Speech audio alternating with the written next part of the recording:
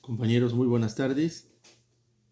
Nos saludamos nuevamente para continuar el desarrollo de nuestro programa de la materia de teoría general del proceso. En esta ocasión, continuando con los actos procesales de impugnación en el tema de los recursos y específicamente hoy vamos a ver lo que se conoce como la tramitación o sustanciación del recurso de apelación o recurso de alzada. Y vamos a tomar como ejemplo el trámite en la materia civil. Recordemos nosotros que cuando en la clase pasada analizamos los recursos verticales y también los recursos horizontales, comentamos que tratándose de los horizontales, pues es el mismo juez quien conoce y resuelve el, el recurso a este medio de impugnación. Pero en tratándose de los recursos verticales, normalmente se promueven ante el mismo juez, pero resuelve el superior inmediato. Normalmente el superior inmediato es una sala y lo que queremos decir con esto es que es un conjunto de jueces de segunda instancia llamados magistrados que por votación colegiada resuelven el sentido del recurso.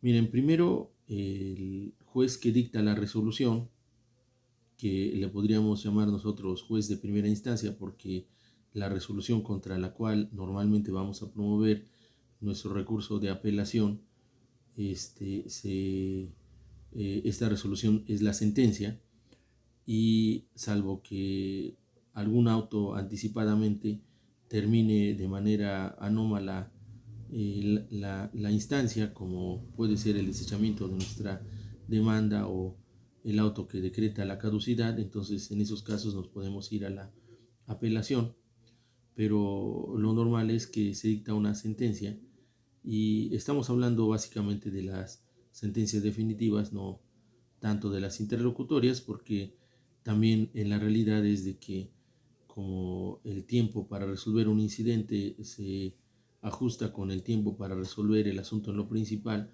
normalmente tanto la cuestión incidental, si es que la hay, y la cuestión principal se resuelvan en la misma sentencia. Entonces es este el caso al que nos referimos, que vamos a iniciar nuestro recurso de apelación en contra de la sentencia dictada en primera instancia.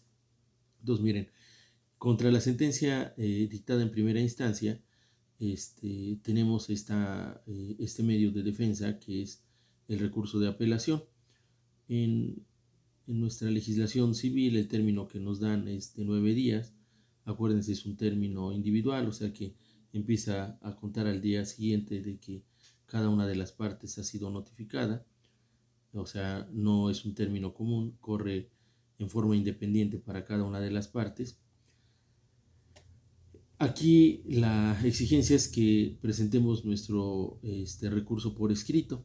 También fíjense, aquí se presenta nuestro recurso de apelación ya expresando los agravios. Hay algunas ramas del derecho donde, como en materia penal, le notifican al fiscal o al presunto responsable, en este caso ya a lo mejor sentenciado, ¿verdad?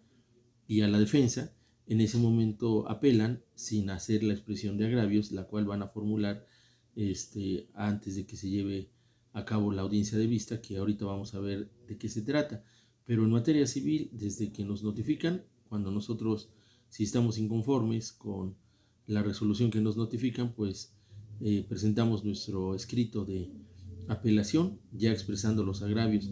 Y particularmente recuerden que en materia procesal civil, además de que, digamos, el hecho infractor, las disposiciones legales violadas y el concepto de las disposiciones legales violadas, también tenemos que agregar lo que son específicamente los agravios procesales, los agravios sustanciales y los agravios de fondo, y expresarlos por separado. Entonces, cuando nosotros ya presentamos nuestro escrito de apelación ante el mismo juez que dicta la resolución, aunque quien lo va a resolver es el juez superior o el tribunal de alzada, pues lo primero que hace este juez es que va a calificar inicialmente el grado de nuestro recurso. Significa que va a ver si estamos cumpliendo con los requisitos de expresar agravios, si los estamos expresando en tiempo también. Entonces, califica y le corre traslado a la parte contraria. La parte contraria, acuérdense que lo que a nosotros nos perjudica, pues a ella le beneficia. Pero a veces ocurre, curiosamente, que también la propia sentencia le perjudica, o sea, algunos puntos resolutivos le perjudican al actor, otros le perjudican al demandado. Entonces, la parte contraria puede hacer lo que se conoce como la adhesión de la apelación. Para contestar esta adhesión de la apelación, la parte contraria tiene 6 días y quiere decir que puede apelar respecto de unos, manifestarse conforme respecto de otros puntos de la sentencia que se recurre, y ya sea que conteste o no, que también la contestación se exige por escrito, como ya pues se dictó la sentencia, el recurso de apelación procede en ambos efectos, o sea, en el efecto suspensivo suspende la ejecución de la sentencia, y en el efecto devolutivo, si resultase favorable, pues va a hacer que las cosas se regresen al estado que guardaban antes de dictarse la sentencia. Entonces, independientemente de que la parte contraria se adhiera o no a la apelación, el juez va a formar el expediente de la apelación junto con todos los autos de lo actuado en la primera instancia, porque ya no va a tener que tramitarse en ninguna otra situación. O sea, es un asunto que ya se resolvió en lo principal, ya se dictó sentencia definitiva, que es contra la que se está promoviendo el recurso. Entonces, pues hace saber a las partes, y las partes también, algo que es muy importante que tomemos en cuenta. Fíjense, nosotros en nuestro escrito de demanda y en nuestra contestación señalamos domicilio para las notificaciones, nuestro domicilio particular, pero hoy en la segunda instancia también tenemos que señalar nuestro domicilio para recibir notificaciones en la segunda instancia. Y ahí en la segunda instancia hay una terminología especial, ¿verdad? Les digo que normalmente el superior, el juez que va a conocer de la apelación, es un tribunal, o sea, es una sala.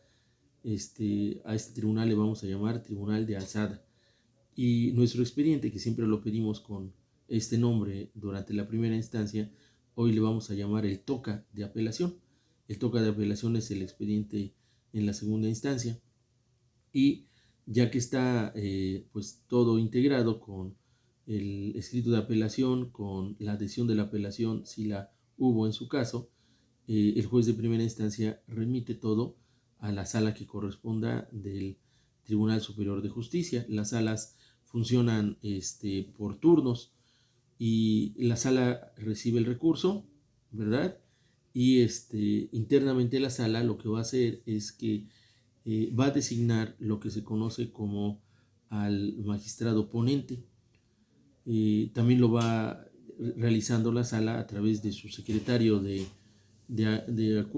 técnico de la sala, se llama secretario técnico. Cada magistrado tiene una estructura orgánica parecida a la que tienen los jueces, aunque la sala funciona en forma colegiada, pero cada uno tiene su propia estructura. Ellos le llaman la ponencia, tiene su propia estructura en la ponencia. Tienen sus secretarios proyectistas, la sala tiene su secretario de acuerdos, tienen sus diligenciarios, oficialidad de partes, etc. Entonces, recibe la sala el expediente y lo remite a uno de los magistrados. El magistrado internamente lo va a turnar a un proyectista para que lo analice. Y fíjense, acá hay algo que debemos nosotros aclarar desde el principio. En la segunda instancia ya no se ofrecen pruebas, salvo que hubiese supervinientes, porque el material probatorio de la primera instancia pues ya se desahogó, y solo que haya una prueba superviniente se van a ofrecer y se van a desahogar. pero lo normal es de que ya no las haya, o sea, ya no hay nuevas pruebas que ofrecer, ya en el expediente consta todo lo actuado. Aquí, si ustedes aprecian, en la primera instancia, la litis es entre el actor y el demandado, ¿verdad? Uno dice una cosa, otro dice otra cosa. Pero cuando nosotros nos vamos a la apelación, nosotros estamos diciendo que la autoridad responsable, que es el juez de la primera instancia, pues omitió, no aplicó adecuadamente, aplicó mal algunas disposiciones legales. Entonces estamos impugnando esa resolución. Prácticamente no estamos peleando en contra de la otra parte. Lo que la otra parte hace pues es tratar de apoyar la resolución que le beneficia de alguna manera. Entonces, nosotros en nuestro escrito de apelación expresamos los agravios en la forma que comentamos, pero ya no estamos ofreciendo pruebas. Bueno, en el turno a quien le tocó formular la ponencia, pues analiza los agravios que nosotros le hemos expresado, analiza las actuaciones del juez y fíjense bien, antes de que entre en ese análisis, de la misma manera como se tienen que conducir para dictar una sentencia, oficiosamente tienen que analizar el cumplimiento de los presupuestos procesales. O sea, si el juez fue competente, si hay personalidad de las partes, si hubo interés jurídico, si hubo legitimación. Y el juez analiza, el juez de segunda instancia, el magistrado que está analizando ahí, ¿verdad? Aunque no le hayamos hecho valer sus agravios, eso sí lo hace oficiosamente. Y también analiza si no se cometió alguna violación grave que afecte el procedimiento, como por ejemplo una falta de una notificación, una audiencia que se haya llevado sin la presencia de una de las partes, etcétera. El juez de segunda instancia, en este caso el magistrado ponente, analiza todo eso. Si se cumplieron los presupuestos procesales, pues entra en el fondo del asunto. Pero si alguno de los presupuestos procesales no se colmó, fíjense lo importante, ¿verdad?, que comentábamos cuando vimos los presupuestos procesales, que son requisitos para la constitución, desarrollo y conclusión de un juicio y que se pueden analizar a petición de parte o se pueden analizar oficiosamente. Entonces, en este caso, el magistrado ponente analiza. Si analiza que no se cumplieron, va a regresar el expediente a la primera instancia para que se cumpla. ¿Por qué? Porque no entra en el fondo del negocio, no entra en el asunto, al estudio de fondo. Entonces, lo primero que hace aquí el magistrado es revisarlo. Acá yo les he comentado a ustedes que cuando vimos lo de la contestación de demanda, recuerdan que platicamos que hay una situación del demandado que se le llama contumacio rebelde, que es el demandado que no da contestación a la demanda, que se le tiene por contestada negativamente, por perdido su derecho de ofrecer pruebas, pero que eso no significa que no participe en el juicio. Bueno, vamos a pensar un demandado que asumió esta actitud contumacio rebelde, el juicio se fue en rebeldía, se dictó una sentencia. Eso no quiere decir que no tenga a su alcance el recurso de apelación. Vamos a pensar que él incluso no fue quien apeló. Vamos a pensar que el actor apeló porque por alguna razón contra un punto de la sentencia. Entonces va el demandado que de ninguna manera compareció en el juicio y hace lo que le llamamos nosotros alegatos de oída. Le dice, oiga, es que mire, acá el actor no tiene legitimación, por ejemplo. Y le explica. Y el magistrado ponente revisa y efectivamente, entonces aunque el demandado ni contestó la demanda, ni participó en el litigio en primera instancia, y ni siquiera fue quien apeló, pero lo escucharon y efectivamente el actor no tiene legitimación, pues no entra en el fondo del asunto y pues va a modificar esa sentencia, ¿verdad? Va a revocarla. Entonces, por eso es muy importante que nosotros sepamos la importancia de los presupuestos procesales. Bueno, pues ya el magistrado ponente hace su análisis. Ahí se señala día y hora para una audiencia de vista. La audiencia de vista es el equivalente a la primera instancia cuando se lleva a cabo la audiencia de desahogo de pruebas, alegatos y citación a sentencia. Pero en la vista, pues normalmente no hay pruebas, salvo las que sean, como les comenté, supervinientes.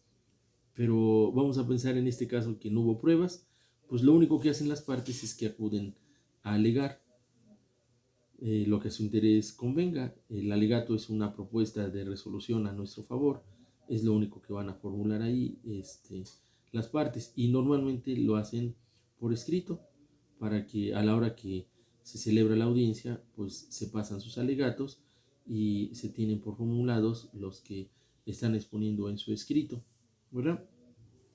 Ya habiéndose llevado a cabo la audiencia de vista con los alegatos que formularon las partes, pues ya se está en condiciones de dictar la resolución que corresponda. ¿Cómo se lleva a cabo esta? Miren, acuérdense que estamos hablando de un tribunal de segunda instancia de alzada que resuelve en forma colegiada. Quiere decir que se va a resolver por el voto de los magistrados. Normalmente los magistrados lo que toman es un día para colegiar, así le llaman ellos, donde someten a consideración pues los proyectos que expone cada uno de los ponentes. El ponente les explica y les da el sentido de su resolución. Acuérdense que los agravios pueden ser calificados como fundados, infundados, inoperantes o insuficientes, y que en consecuencia, como se califiquen los agravios, va a hacer que se conceda o no la revocación o modificación de la sentencia recurrida. Entonces el magistrado les explica, y pues lo normal es que después de que les explica, los otros magistrados lo consideran, y si se convencen, entonces emiten su voto a favor de la propuesta de solución. Si todos están de acuerdo, pues la resolución se aprueba por unanimidad de votos, y se notifica a las partes. La sala, fíjense, aquí es muy importante, no es la responsable de la ejecución de la resolución. Se regresan los autos a la primera instancia para que se cumpla lo que la sala de segunda instancia está ordenando. Pero ¿qué puede pasar aquí también? Pues pueden pasar muchas cosas, ¿verdad?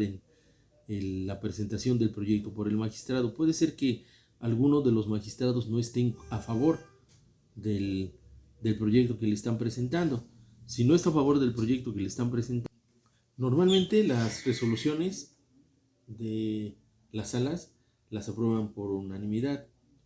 Extraordinariamente nos encontramos resoluciones que son aprobadas por mayoría, pero cuando hay una aprobación por mayoría, el voto disidente no nada más es en contra, sino tiene que ser en contra fundadamente.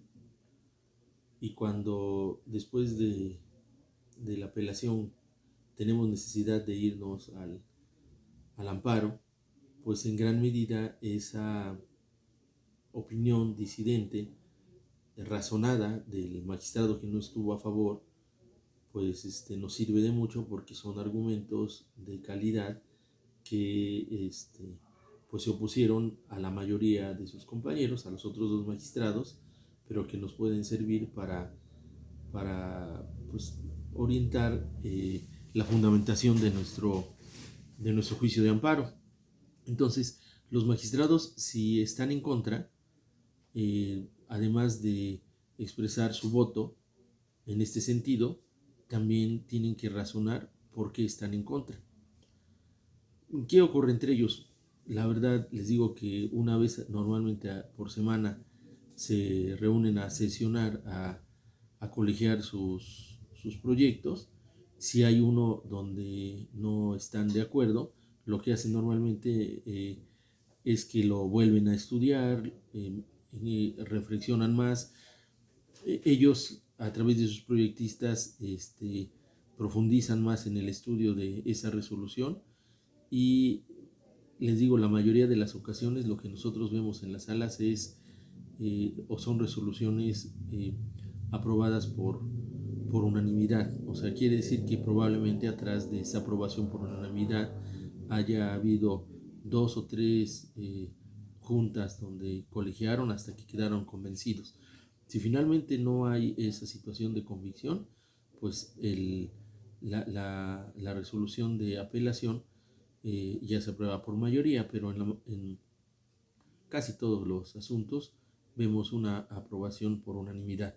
Ahora, ya una vez que se emitió el sentido de la resolución, los autos se regresan al juzgado de primera instancia para su ejecución. Y aquí hay algo muy importante, miren, dentro de los temas que nosotros estamos desarrollando, si ustedes hacen una reflexión lógica, nosotros vamos analizando ya más a detalle cada vez lo que ocurre a lo largo del proceso, que es la suma de los actos, y también de alguna manera seguimos un símil del procedimiento, porque también vamos en forma ordenada.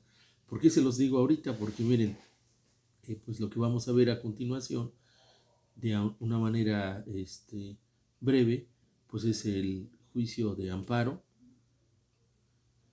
que no es una nueva instancia, sino es un juicio por la violación de nuestros derechos humanos que atribuimos a las autoridades responsables, al juez de primera o de segunda instancia.